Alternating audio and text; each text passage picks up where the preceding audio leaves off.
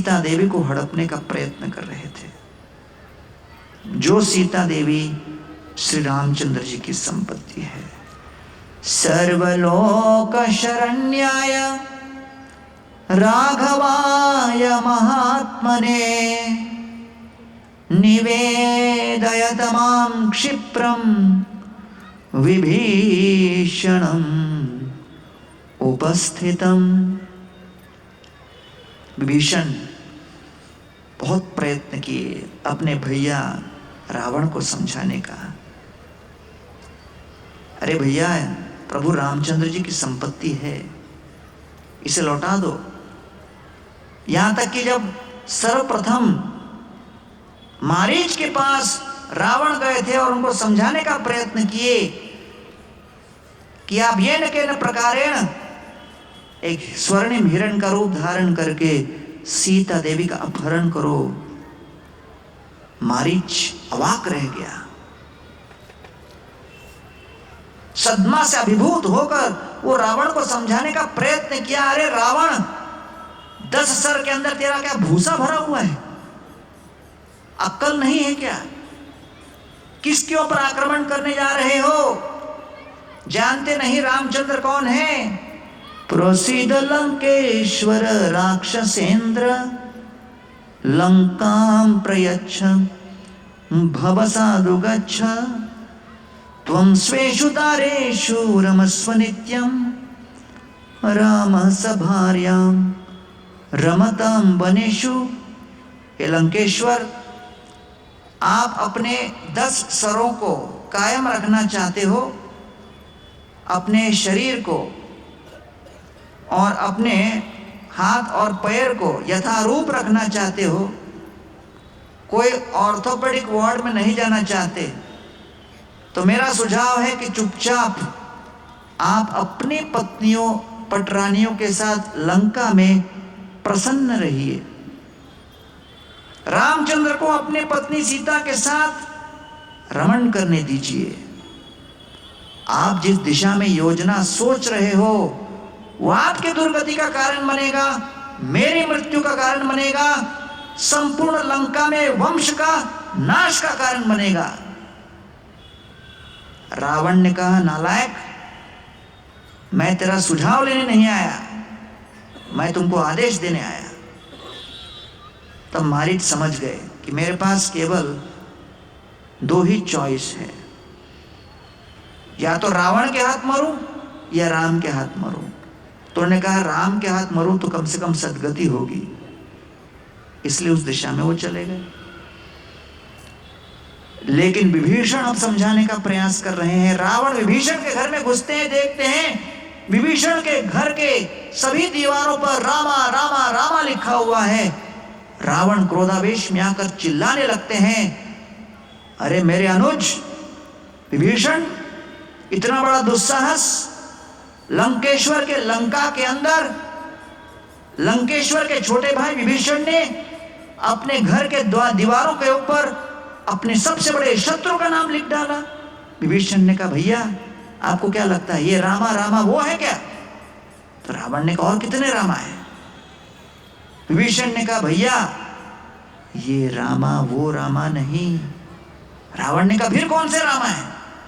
विभीषण ने कहा, भैया ये राम मतलब रावणा, मां मतलब मांडोदरी, ये दोनों का शॉर्ट फॉर्म को मिला दिया, रावणा मंडोदरी, रावणा मंडोदरी, ये रामा रामा वो है।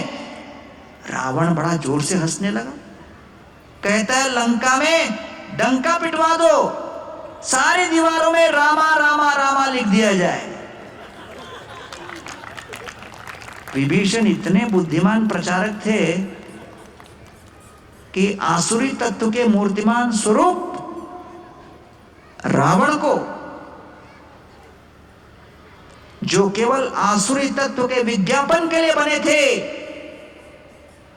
उनको भी राम का दूत बना दिया।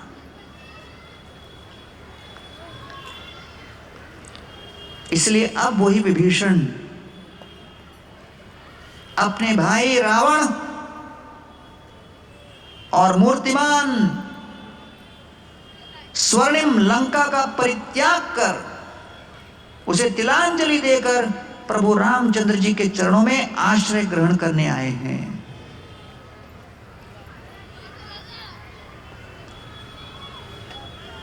देखिए, विभीषण के जीवन में सुनिश्चित हर प्रकार के ऐश्वर्य की व्यवस्था उनके भाई रावण ने कर दी थी। लंका में कोई ईंट की, सीमेंट की, स्टील की कोई इमारतें नहीं थी।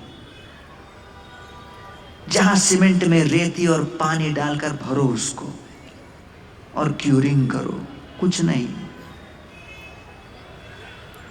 जहां देखो सोना, डिजाइन क्या, सोने के अंदर नक्काशी, पतला सोना, मोटा सोना, गोल सोना, चौकोर सोना, सोना ही सोना, नकली नहीं, सोने का पेंट नहीं, पूरा सोना। अरे सोचो, जो पूरा लंका सोने का बना हुआ था, वहां के सुनहरी राजधानी को छोड़कर अपनी इतने उज्जवल ऐश्वर्यशाली भविष्य को तिलांजलि देकर विभीषण एक अनिश्चितता के सागर को पार कर रहे थे। इसी को तो शरणागति कहते हैं। अगर हर बात सुनिश्चित हो तो फिर भगवान की भक्ति कहां? तो इसलिए विभीषण को इस बात का ज्ञान नहीं कि प्रभु रामचंद्र जी मुझे स्वीकार करेंगे अथवा नहीं, वानर सेना मुझे स्थान देगी अथवा नहीं, मुझे क्या मैत्री पूर्ण भाव के साथ प्रभु रामचंद्र अपनी बलिष्ठ भुजाओं से आलिंगन करेंगे या वानर अपने कठोर हथेलियों से तमाचा मारेंगे, कुछ पता नहीं। लेकिन ऐसी अनिश्चितताओं के साथ जूझने के लिए जो साहस रखता है, वही भक्ति के सुयोग्य बनता है, वही वैकुंठ के द्वार पर खड़े होकर भगवान को पुकारने का पात्र बनता है। और इसीलिए विभीषण वहां खड़े होकर कहते हैं, सर्वलोक शरण्याय राघवाय महात्मने निवेदयत मां क्षिप्रम विभीषणमुपस्थितम्। हे प्रभु, संपूर्ण ब्रह्मांड को शरण देने की शक्ति रखने वाले हे राम, सर्वलोक शरण्याय, हे राघव, हे महात्मा, मैं निवेदन करने आया हूं। निवेदयत माम, मेरे निवेदन को स्वीकार कीजिए। क्षिप्रम, शीघ्र, अति शीघ्र, मेरे इस निवेदन को अविलंब स्वीकार कीजिए, तत्काल मुझे स्वीकार कर लीजिए। क्यों? क्योंकि हे प्रभु रामचंद्र, मैं असुर कुल में जन्म लिया हूं। हृदय के अंदर हर प्रकार के भोग वासना की कुत्सित इच्छाएं मंडरा रही हैं। ये न केन प्रकारेण भगवान ने परमात्मा स्वरूप सद्बुद्धि प्रदान की, तब जाके आपके चरण कमलों का शरणागति आश्रय करने आया हूं। शरणागत वत्सल प्रभु रामचंद्र जी के विषय में इतना कुछ सुना है, बड़ी आशाओं के साथ आपके सामने प्रकट हुआ हूं। लेकिन ये श्रद्धा की ज्योति मेरे हृदय के अंदर